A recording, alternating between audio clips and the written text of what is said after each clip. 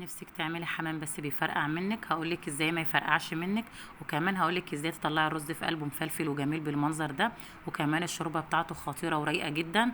هقولك على كل حاجه، بس ادخلي شوفي الفيديو. وقبل اي حاجه ما تنسوش تصلي على الرسول في الكومنتات. اللهم صل وسلم وبارك على سيدنا محمد وعلى اله وصحبه اجمعين. طبعا اول حاجه هتعمليها تجيبي الحمام بتاعك من عند بتاع الفراخ، منضفه كويس جدا وكمان مصفقهولك.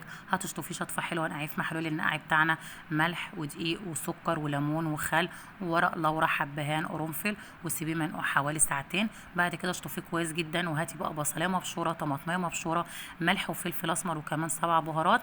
وتبلي الحمام بتاعك ده كويس جدا بالخلطه دي من بره ومن جوه كده. الخطوه دي جميله قوي في جميع انواع الطيور، بتخلي لحمها مسكر وحلو، فحاولوا ما تتخطوهاش. انقعيه بقى كويس جدا في التتبيله دي ربع ساعه ولا حاجه على ما نجهز الحشوه بتاعته. نسيب بقى الحمام بتاعنا يتنقع في التتبيله بتاعته شويه، وتعالوا نعمل الحشوه بتاعته. حله او طاسه على النار، انزلي فيها باي ماده دهنيه عندك، وبعدين انزلي بالكبد والقوانص بتاع الحمام. انا بنزل بكبد وقوانص الحمام على بعضها لانها صغيره فبتستوي بسرعه. مجرد ما تستوي معاك وتغير لونها كده، هتنزلي ببصلايه متقطعه صغير. قلبي بقى الكبد والقوانص مع البصلايه دي. انا مش عايزه اغمق البصلايه، انا عايزاها دوب تاخد لون شفاف كده حلو، اللون الاصفر ده. مجرد ما تاخد معاك اللون ده كده، هتنزلي بعدها ب3 فصوص توم مفرومين ناعم. خطوه التوم دي بتدي ريحه حلوه قوي للحشوه بتاعتك، وكمان طعم جميل قوي. قلبي بقى التوم كده مع البصل والكبد والقوانص لحد ما تشمي ريحه التوم طالعه. انزلي بقى بالبهارات بتاعتك، ملح وفلفل كبابه صيني حبهان مطحون، وكمان 7 بهارات. قلبي بقى البهارات بتاعتك دي وشمي احلى ريحه. كمان هتضيفي معلقه كبيره صويا صوص. الصويا صوص هنا بتخلي طعم الرز خطير جميل جدا، وكمان هتديكي لون الرز البني الحلو ده. تمام. قلبي بقى كده خلطتك كلها مع بعضها، وبعدين انزلي بالرز المغسول ومنقوع ومتصفي كويس جدا. قلبي كده بقى. الحشوه دي جميله قوي سواء كان للحمام او كمان الفراخ المحشيه. هنا بقى هتضيفي الميه نص كميه الرز، يعني لو انت عامله كوبايتين 2 رز يبقى كوبايه ميه مغليه، يعني الميه نص الرز. تمام. قلبيه بقى كويس كده وسيبيه. مجرد ما يشرب السوائل بتاعته هدي عليه النار يستوي 3/4 تسويه. مجرد ما الرز شرب السوائل بتاعته هديت عليه النار لحد ما وصل للمرحله دي مستوي 3/4 تسويه، لانه طبعا لسه هيكمل تسويته في الحمام. هاخد بقى اللي يكفي حشوه الحمام عندي، ولازم على فكره تستخدمي حشوه الحمام دي وهي بارده، ما ينفعش تحشي الحمام والحشوه سخنه.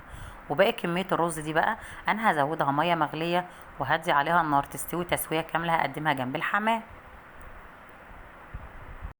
مجرد ما الحشوه بتاعتك تبرد تقدري بقى تحشي الحمام بيها دلوقتي، لان ما ينفعش تحشي الحمام والحشوه بتاعتك سخنه. تمام. احشي الحمامه بتاعتك بقى، لو مفتوحه من تحت هتحشيها من تحت، لو مفتوحه من عند الرقبه زي كده يبقى هتحشيها من عند الرقبه.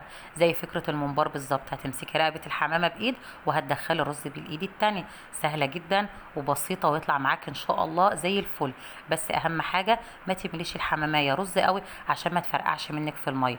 احشيها بس احشيها رز بالمعقول. تمام. هتحشيها بقى كويس جدا سواء كان من رقبه وكمان من قلبها، وبرده ما تملهاش من قلبها رز علشان برده تلاقيه مستوي، وكمان ما تقومش مفرقعه منك في الميه لا قدر الله يعني. بعد ما تخلصيها وتحشيها كويس كده، هتقفلي الرجلين بتوعها في الفتحه اللي بتبقى في الحمامه من تحت. بس كده سهله جدا. احشي بقى كل كميه الحمام اللي عندك بالطريقه دي. وعايزه بقى ترجعي الاجنحه دي ورا براحتك، مش عايزه ترجعيها برضو براحتك. الاكل ده اذواق ويرجع لك.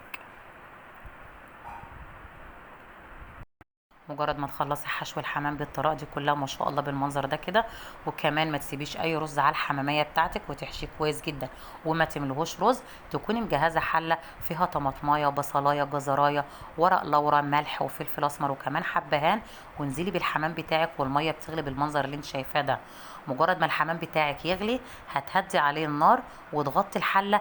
بس التركه اللي هنا بقى ما تغطيش الحله كلها، غطي نص الحله بس عشان الحمام بتاعك ما يفرقعش، وهياخد منك بالظبط نص ساعة على نار وسط.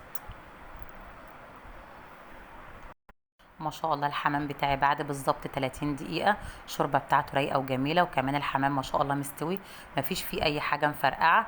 يبقى دلوقتي أهم تركاتك عشان الحمام بتاعك ما يفرقعش التسوية بتاعته كالآتي. الحلة بتاعتك ما ينفعش تتغطى قوي، الحلة لازم تتغطى نص تغطية. كمان النار ما ينفعش تبقى عالية، النار لازم تبقى وسط أو هادية علشان برضو ما يفرقعش منك. دي التسوية بتاعته المظبوطة اللي تطلع معاكي حمام بالشكل ده. بالنسبه لتحميره بقى براحتك، عاوزه تدينيه لبن وتحمريه برده براحتك، عايزه تدخليه الفرن براحتك. بس انا بصراحه بحب احمره في الزيت، بحس ان هو بيطلع لونه كده حلو وواخد كله لون واحد. فانت بقى حمريه بالطريقه اللي انت شايفاها مناسبه ليكي وبتحبيها.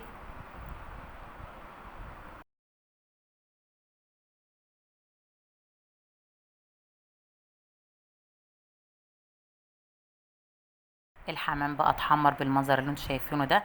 انا علشان كده بصراحه بحب احمره في الزيت، بحس انه بياخد كل لون شكل بعضه، لونه حلو ما شاء الله جميل. كمان الشوربه بتاعته رايقه جدا، جميله قوي هتعجبكم. قدمته مع الرز اللي انا كملت تسويته، ما شاء الله الرز مفلفل جدا ومستوي مش معجن بالمنظر ده كده. اعملوه بس بالطريقه دي وان شاء الله يطلع معاكم زي الفل. واهم حاجه ما تغطيش الحله قوي عشان الحمام ما يفرقعش، وكمان النار عاليه لا غلط عليه، يا هاديه يا وسط. يا رب تكون الوصفة بتاعتي عجبتكم، وما تنسوش قبل اي حاجة صلوا على الرسول في الكومنتات. اللهم صل وسلم وبارك على سيدنا محمد وعلى آله وصحبه اجمعين.